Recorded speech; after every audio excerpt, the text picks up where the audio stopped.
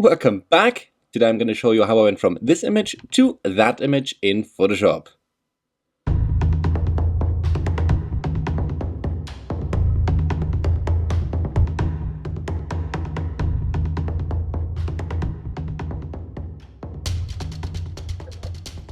Alright guys, my name is Philip and let's jump right into Photoshop.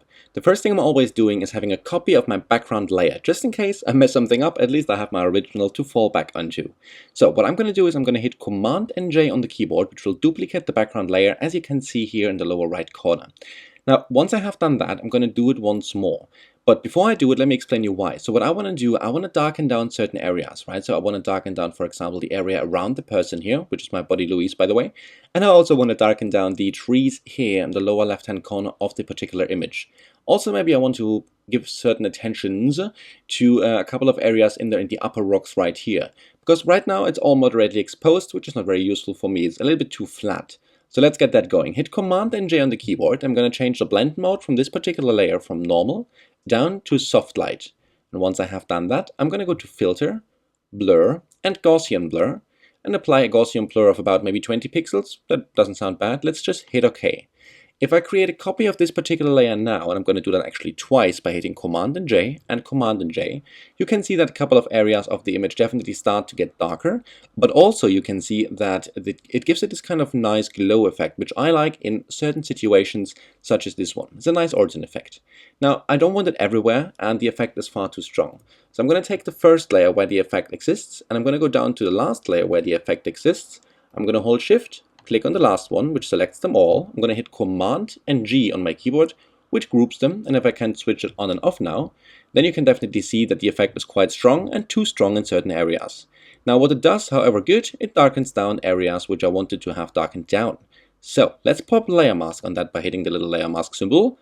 And then I'm going to hit Command and I on the keyboard. That's Command and I for invert, which will essentially invert the layer mask, which makes it black, and hide the effect everywhere in the image. Now what I can do with a brush and a white color and an opacity of, let's say, 20%, I can start going through the image and bringing out this darkness where I want it, right? So I wanted it down here in these trees. And I also wanted it back here, just behind that person, just a little bit. As usual, I'm going to be quite fast in what I'm doing right here. Usually I do take my time, and I take a lot of time. Okay, awesome. That makes it a bit darker here.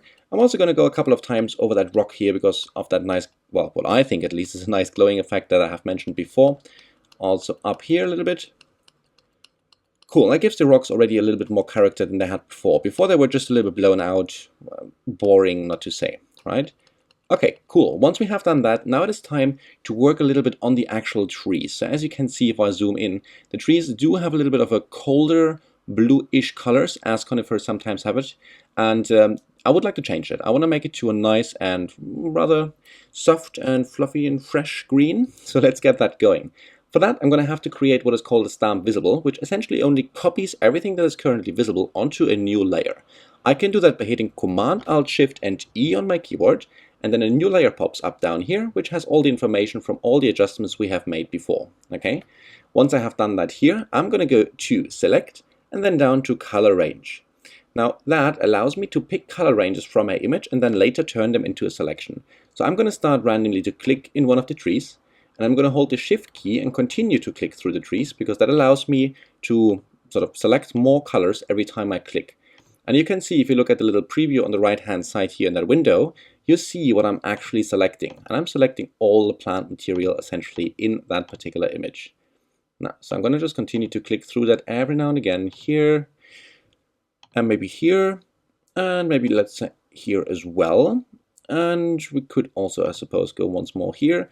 Awesome. Once I have done that, I'm just going to hit OK. And now I have that as a selection. Now, if I want to change the color, the best way, at least the one I'm always using to change that, is by using a hue saturation layer. So if I now click on the hue saturation layer with my previous selection, it automatically will load the selection into the layer mask, making the adjustment only visible where I had previously selected that color range. So if I now play around with the hue, for example, you can see in the actual image that the color is only changing in the plant material, right? So I could make everything nice and purple, which is definitely not what I'm going to do today. Instead, I'm going to shift it over to a very nice green, to a fresh green, such as that. That is not bad at all. Awesome. Once I have done that and I toggle that on or off, you can see, especially if I zoom in a little bit, you can see, yeah, that the plant material is now way greener and way fresher than, no, that just doesn't have this kind of blue in it, which is kind of nice. Cool. So once we have done that, now it is time to darken down stuff further. And for this, now I'm going to use a curve adjustment layer. And if I bring that down, you can see that I'm starting to darken things down properly. Let's say to something like this. Again, I don't want that everywhere, right? I don't want to darken down everything because we can't actually see the mountain. So let's hit Command and I on the keyboard to invert that, and then just use our brush with 20% opacity and the white color on that particular layer mask. I'll just bring down the darkness, especially on the areas where I really don't want to have any attention on, such as here. Also, this foreground is definitely too bright. So let's bring that down a little bit.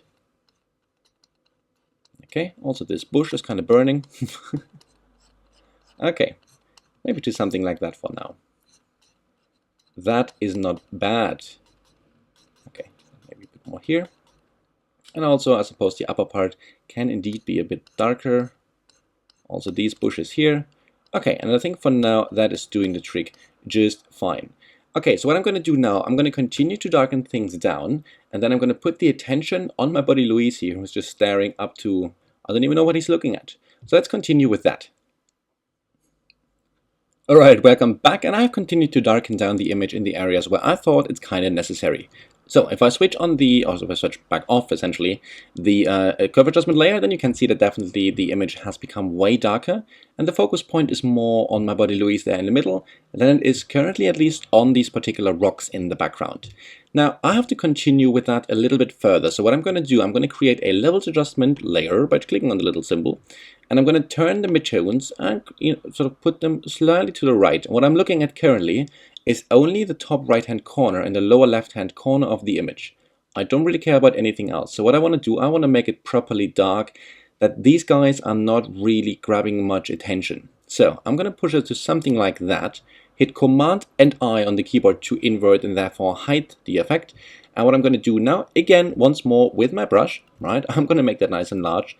And I'm just going to start with an opacity of, let's say, maybe even just 10% to start to bring that effect through in the corners of the image. So I'm just going to go through step by step, slowly, click after click, and bring that through where I have the feeling it's necessary.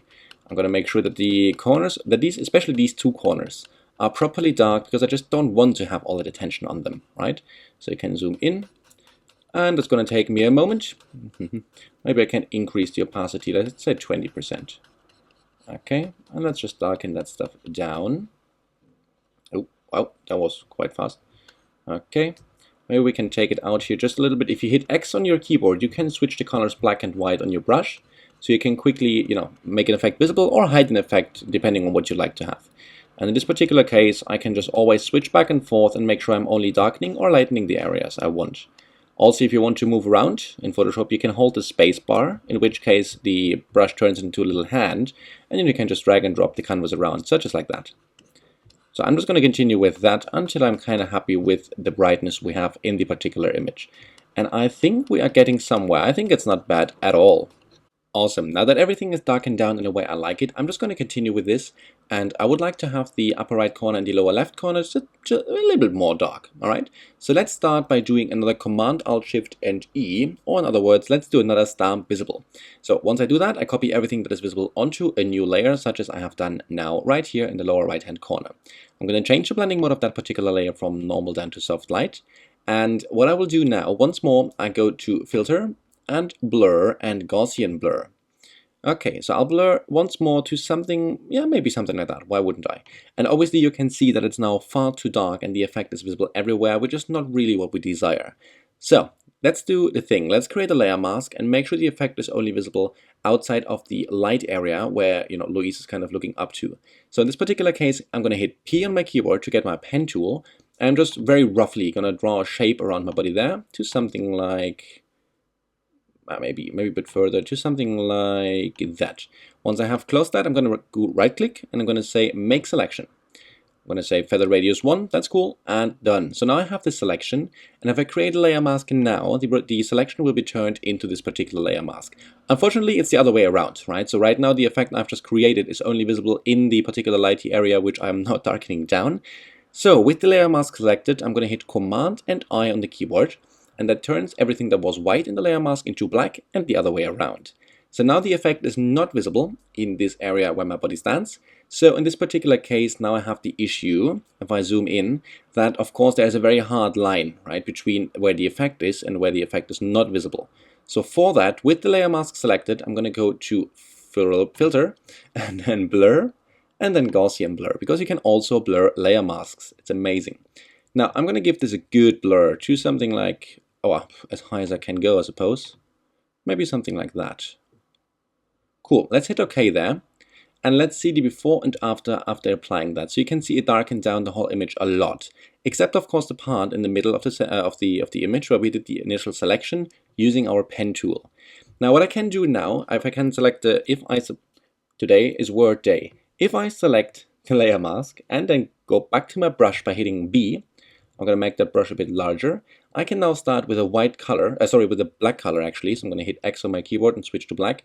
With a black color, I can start to hide the effect where I think it might be a little bit too strong. So with an opacity of 10%, I can now start to go over areas which I think have been affected too much by this particular effect. And yeah, there are a couple of corners, such as the lower left-hand corner has been a little bit too dark so that you couldn't see the stones here anymore. So let's just bring them back by slowly, brush for brush, brush after brush, bring back, come on, bring back the actual light down here, just a little bit. Cool. Now, what did I just push here? That's interesting. I haven't even seen that before. Okay, never mind. So let's continue. I'm just going to bring back a bit of detail in certain areas of that particular image, especially in the plant life here, because I want that to pop later a little bit more. And once I have done that, once I have done this, I shall be back with you. Awesome. Now let's add a little bit more color to the whole image. So in this particular case, I feel like I'm going to be lazy. So I'm going to use a pre-prepared filter from the Nik collection.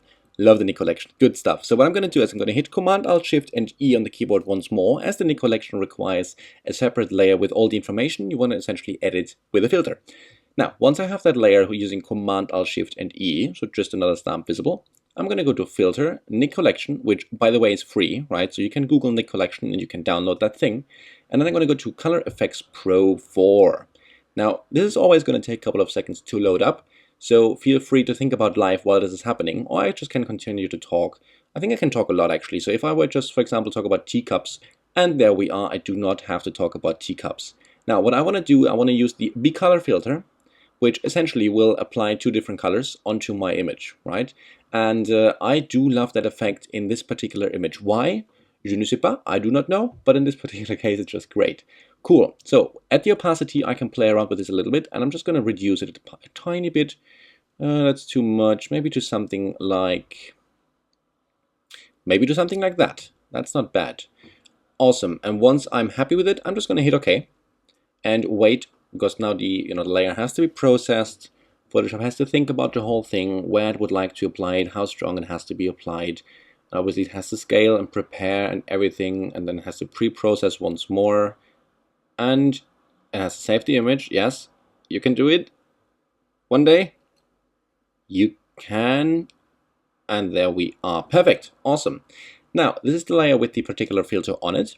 And now I can decide if I want the effect to be everywhere using a layer mask, or if I want to hide it from certain areas. And to be honest, I kind of like it everywhere, except maybe in Louise. So what I can do, I can just zoom in a little bit to Louise, and I can make sure, and his shirt is also glowing. We might want to reduce the hue, or the saturation rather, in this particular t-shirt he is wearing there. Cool. Okay, so now with the layer mask and a black brush selected with an opacity of 20%, I'm just going to start removing that effect from Louise and also from the area around him just a little bit. Way better. Okay. Cool. While we are at it, I'm just going to create a quick hue saturation layer, decrease the saturation to a level where the t-shirt is not glowing anymore, to something like that maybe. Invert that by hitting Command and I, and now with my usual brush, which has to be quite small, I'm just going to bring the hidden effect essentially, so the saturation reduction through in the particular t-shirt here. Particular is the word of the day. Awesome. So now the t-shirt is not glowing as much anymore, which is kind of nice. Let's zoom out And let's see what else we have to do for this very image here. So I suppose we could theoretically give him a little bit more of a shadow, right? Because I mean, it does look like as if there would be light coming from the top, at least in some way. So, and he has a very tiny shadow. So what I can do, I can hit Command, Alt, Shift, and N on the keyboard, which will create a new layer. And now with an opacity of 10%, hitting 1 on the keyboard makes 10%.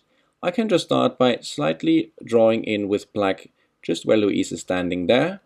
And not too much, I just want to give a little bit of attention to the ground so that it actually looks like there could be a shadow here. Just something like that. Of course, if we do it for Louise, we also have to do it for his tripod. So let's zoom in there, make it as about the size of the tripod. I'm just going to start bringing that in to something like that. Okay, that should be alright. Should be a bit smaller maybe, but you get the idea, right? Cool! Once we have done that, we can zoom out and we can see that we are quite happy people. Maybe what we should do is take the flame out of the area just in the path here just a little bit. So I'm with my brush. Again, I'm just going to brush the effect out of the area where I may think it's a little bit too strong. Okay, but not too much. That's not bad at all. Cool. Now we could sharpen the image, but I don't think it's actually necessary. I think it's actually sharp enough. If I zoom in 100%, yeah, definitely. I think the image is good the way it is. I'm liking it. I'm fully down. So I am very satisfied with that. And there we go with the original final image I have processed before. Now, thank you very much for watching. If you did like the video, please do not forget to hit the thumbs up button. And also, if you haven't already and you're new, don't forget to subscribe. It'll help me out greatly. Awesome. Cool. Well, I guess I'll see you in a week. If you have any questions, pop them in the sections below, either on the blog or on the YouTube channel, wherever you are. And until then, have a great time. Christmas is coming up. Yay! I'll see you later, guys. Bye!